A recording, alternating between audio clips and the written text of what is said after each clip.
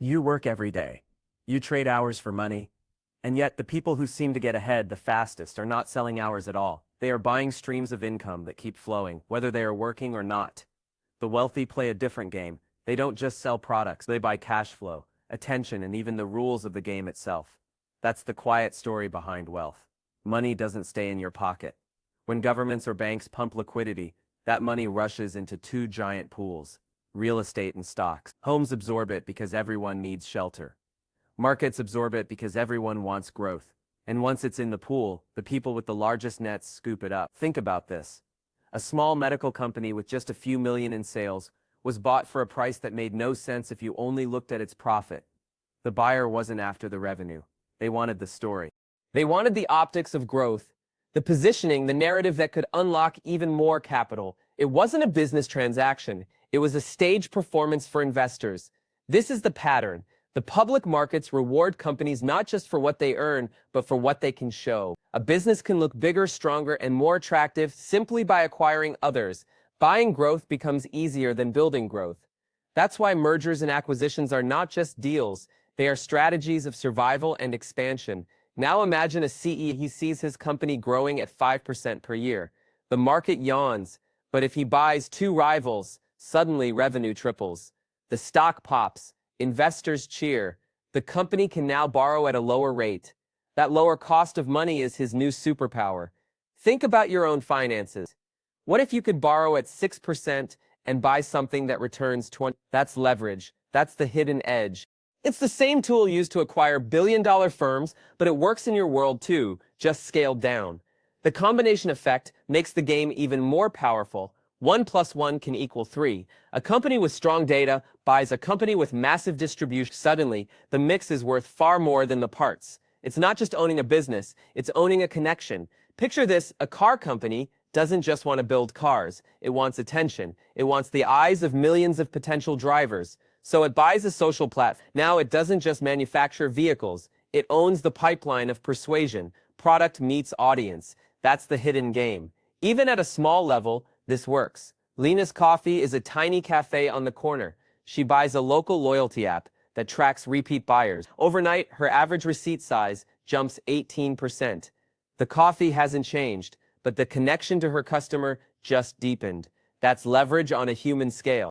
You don't have to be a billionaire to think this way. You just need to ask, what piece is missing in the puzzle? Is it distribution? Is it trust? Is it data? Or is it simply a brand that makes people feel safe buying from you? And this brings us to leverage in plain words. Most people already understand it without realizing. If you buy a house with a mortgage, you are using leverage. The rent pays the mortgage. The bank gets its interest. And you own the rising value of the home. The same structure runs the world of acquisition. A buyer forms a simple company. They put in a small piece of their own money. Banks lend the rest. The target company's future cash flow pays down the debt. It's not magic. It's math. Banks want three things: predictable earnings, assets they can seize if things go wrong, and coverage, meaning the business earns enough to pay the loan with room to spare. If you show them those three, the door's open. Of course, the risks are real. Interest rates can spike. Customers can vanish. Margins can shrink. That's why buyers don't chase shiny objects. They hunt boring companies with sticky customers. Think of laundries, clinics, small logistics shops, subscription software, things people use every day without thinking. But here's the key lesson. You don't always need to buy. Sometimes you just need control. Imagine this scenario. You walk into a wholesaler who earns $1 million a year in profit. You say, "Let me run it for 12 months. I will raise profit to 1.5 million. We split the extra 5. If it works, you keep the base business. I keep the upside. If it doesn't, you take back the keys." That is control without ownership. It's proof without risk of losing capital. And once you have proof, your track record is a currency of its own. The next owner will listen to you because you've already done it. One good turn leads to the next door. That's how roll-ups begin. Take the number 2, 3, and 4 players in a niche, put them together. Suddenly, suppliers bend. Suddenly, you set the average ticket price.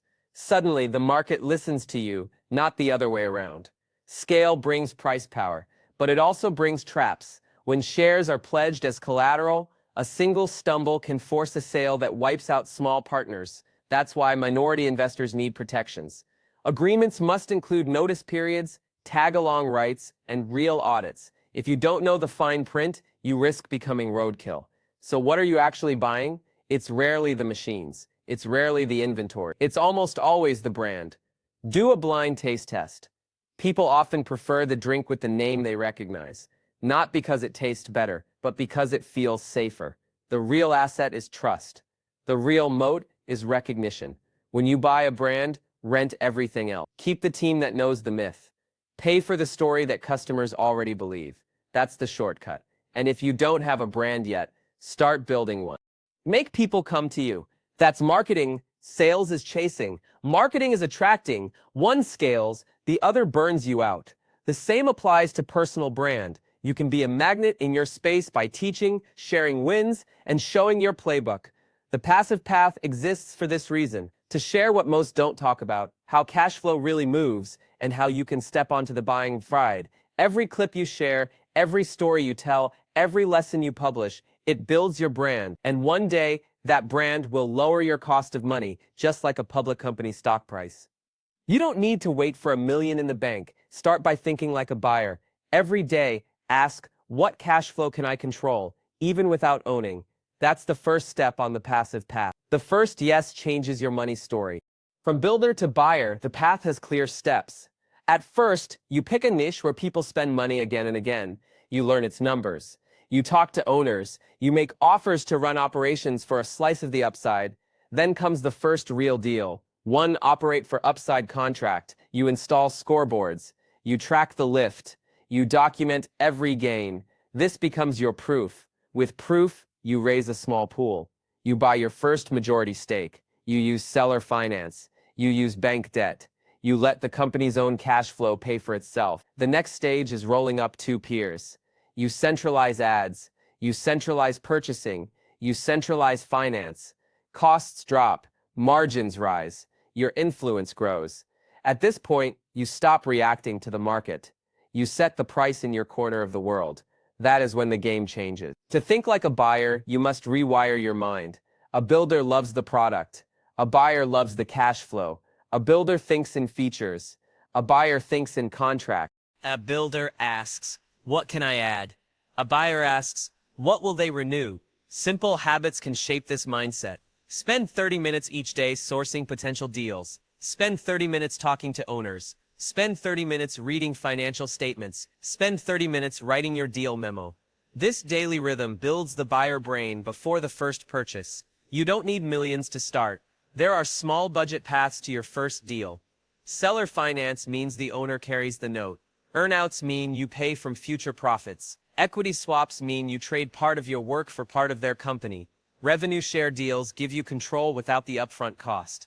You can even buy just the list of customers, or buy distribution and slot in a stronger offer. These are tiny doors that open to bigger hallways. The trick is to target businesses with repeat spend, laundry services, dental clinics, auto repair, local newsletters, small software subscriptions.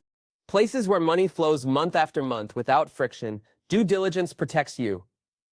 5 checks are essential: cash flow truth, customer stickiness, supplier terms, hidden debts, owner dependence. Red flags include one client making up more than 30, negative working capital tricks, unpaid taxes sitting in the background. Ignore these and the deal will own you instead of you owning the deal. Once you buy, the work has just begun. You need a simple operating system, a one-page plan focused on pricing, bundles, upsells, and renewals. Fix the obvious weak spots first. Response times, refund speeds, landing pages, repeat purchase cycles. Then track your scoreboard every week. Leads, average order value, repeat rates, cash gap days. If these move in the right direction, cash multiplies. If they slip, you adjust fast. Lift after a buy is the best source of funding for your next buy. Not outside investors, not shiny venture money. Lift itself, improvement itself. That's how you climb without losing control. Wealth psychology makes or breaks the process. The buyer mind values boring. The builder mind chases shiny. One gets stuck. The other compounds. Consider Maya. She buys a tiny clinic with seller finance. She doubles revenue by building a referral loop with local gyms. The business pays for itself. Consider Ken. He takes over a small logistics shop. He buys 2 rivals. Suddenly his trucks run fuller routes at lower cost. Density makes him the cheapest and strongest player. Or Ruth. She acquires a small media newsletter. She doesn't change the content. She just sells more ads. Every local partner wants in. Her simple purchase becomes a magnet for cash. The pattern is simple. Boring prints money when you own the bottleneck. But risk is always present. Debt must be stress tested. Can the business pay if revenue falls 20? Cash reserves must be held. At least 3 months of fixed costs. Growth must be paced. Fix one company before buying the next. Slow is smooth. Smooth scales fast. What can you do right now? Pick one niche in your city with repeat spend. Make a list of 25 owners. Call 5 this week. Ask them what would make next month easier. Offer to run operations for a slice of the upside. Prove your lift in 60 days. Then build your personal brand as you go. Post lessons. Share wins. Tell stories. Show your process. Each piece of proof lowers your future cost of capital. The passive path exists for this journey. From selling hours to buying streams. From builder to buyer. From time trader to cash flow owner. The first yes changes your story forever.